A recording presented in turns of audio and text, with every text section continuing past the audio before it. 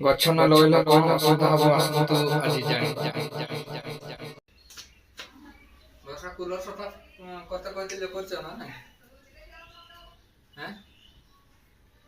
Cooler ସଫା ହେଇ ନାହିଁ ତାହେଲେ ଆଣ ମିଶିକି କରିଦବା ଆଉ ତମେ କରିବା ପାଇଁ କହିଥିଲି ଏଯାଏଁ କରିନ? ନା ରୋଷେଇ ସାରିନି ଏବେ ଖାଇବା ପାଇଁ ବ୍ୟସ୍ତ ହେଇଯିବ। ଖାଲି କୁଲର ତଳେ ଶୋଇବି କହିଲେ ହବ କି? ସଫା କର ଶୀଘ୍ର ଶୀଘ୍ର। କୁଲର ଏବେ ଆମର ପୁରା ରେଡି ହେଇଗଲା, ଖାଲି ଗାଧୋଇବା ବୁଡିବା ଖାଇବା ତାପରେ ଶାନ୍ତିରେ ଆଜି ଦିନଟି ରେଷ୍ଟ ନେଇଯିବା କୁଲର ତଳେ। ଭାବୁନା କୁଲର ହାवा ଭଲ ଲାଗୁଛି ନା?